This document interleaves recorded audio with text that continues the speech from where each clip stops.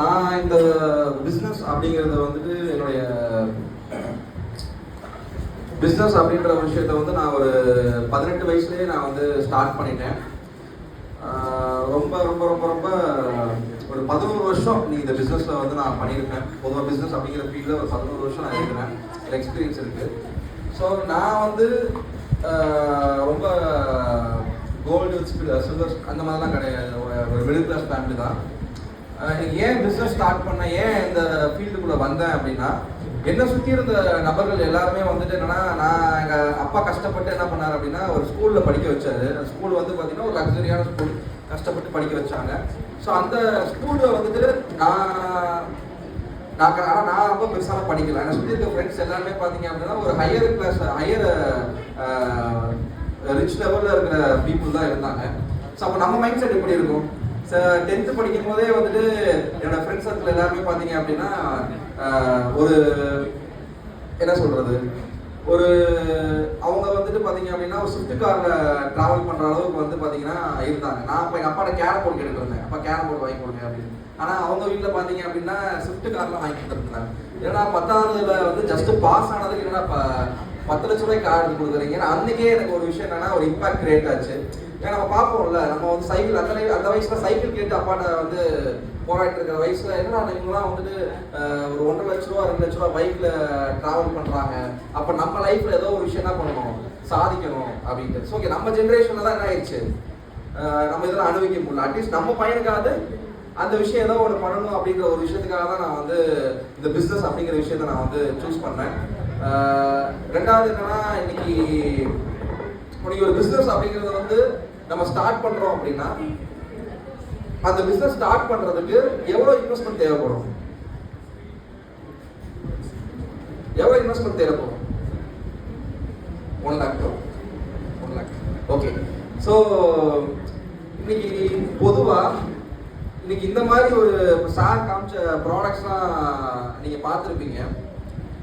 இந்த மாதிரி ஒரு ப்ராடக்ட்ஸ்லாம் வந்து நம்ம பர்சனலா நம்ம ஒரு ரிஸ்க் எடுத்து இன்வெஸ்ட்மெண்ட்ஸ் பண்ணோம் அப்படின்னா, நீங்களே குறைஞ்சது இந்த சாஃப்ட்வேர் டெவலப்மெண்ட்டாக இருக்கட்டும், ஒரு இன்வெஸ்ட்மெண்ட்டாக குறைஞ்சது எவ்வளோ சார் தேவைப்படும்? ஒரு 30 to 35 lakhs கிட்ட என்ன பண்ணுவோம், கண்டிப்பாக தேவைப்படும், ரைட்டுங்களா?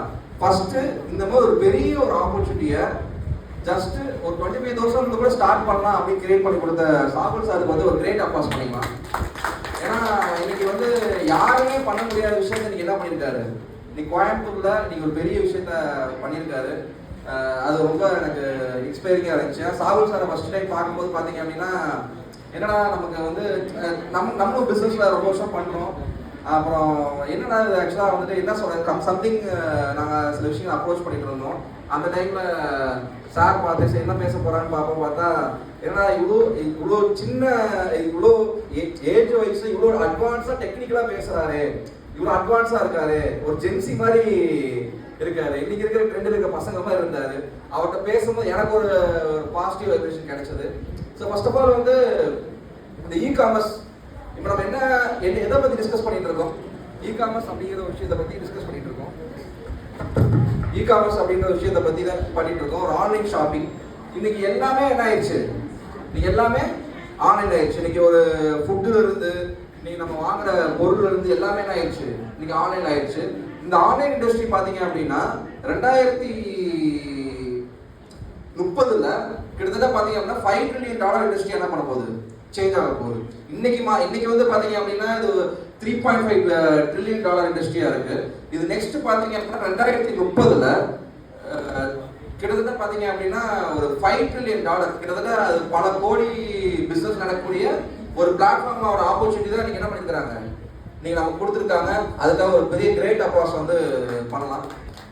ஸோ ரெண்டாவது விஷயம், இன்னைக்கு அடுத்த லெவல் ஆஃப் பிஸ்னஸ் அப்படிங்கிறது வந்து என்னது, ஆர்டிஃபிஷியல் இன்டெலிஜென்ஸ், ஏஐ. ஏஐ தான் என்ன பண்ண போகுது நெக்ஸ்ட், இன்னைக்கு எல்லாமே வந்து ரூல் பண்ண போகுது.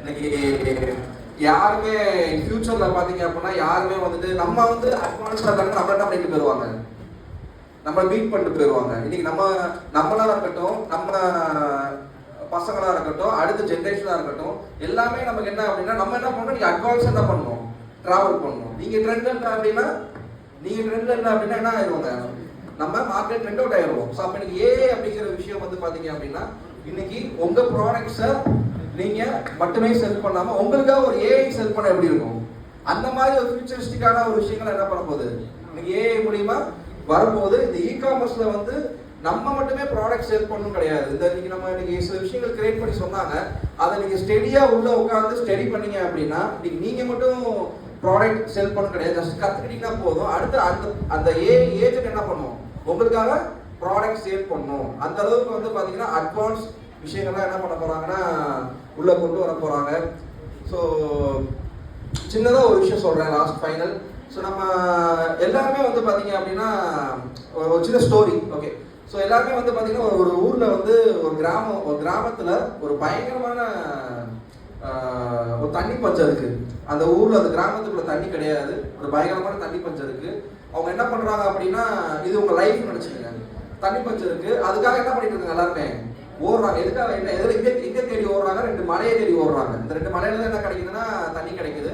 அவங்க ட்ரை பண்ணி பாக்குறாங்க, அவங்களால முடியல. ஓகே, அவங்க என்ன பண்றாங்க, ஒரு ஆள் வைக்கிறாங்க. அந்த ஆள் பாத்தீங்கன்னா ஒரு பேர் பேப்லோ, ஒரு பேர் ப்ரூனோ, 2 பேர் வைக்கிறாங்க.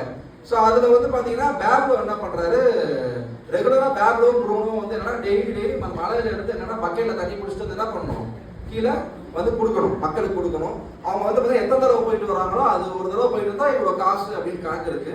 ஸோ இவங்க என்ன பண்றாங்கன்னா, பேப்லோ என்ன பண்றான், பேப்லோ ப்ரூனோ ரொம்ப ஹார்ட் ஒர்க் பண்றாங்க, ரொம்ப ஹார்ட் ஒர்க் பண்றாங்க. திடீர்னு ப்ரூனோவுக்கு என்ன தோணுதுன்னா, ஏன் நம்ம வந்துட்டு இவ்வளோ ஹார்ட் ஒர்க் பண்ணணும், எதுக்கு நம்ம இவ்வளோ கஷ்டப்படணும், நம்ம டிஃப்ரெண்டா என்ன பண்ணுவோம், ஒரு விஷயத்தை யோசிக்கலாம் அப்படின்னு சொல்லிட்டு என்ன பண்ணோம், சின்ன ஒரு ஐடியா பண்றோம்.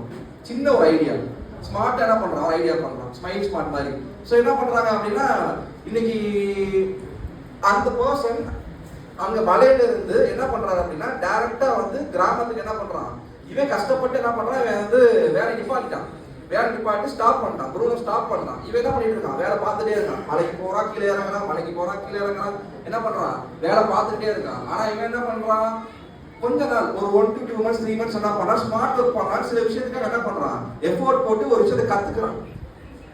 அந்த மலையில இருந்து இங்க கிராமத்துக்கு என்ன பண்றான் அப்படின்னா ஒரு சின்ன ஒரு பைப் லைன் என்ன பண்றான், கிரியேட் பண்றான். அந்த பைப் லைனை கிரியேட் பண்றதுக்காக அவனுக்கு பாத்தீங்க அப்படின்னா கிட்டத்தட்ட 3 to 4 months ஆகும்.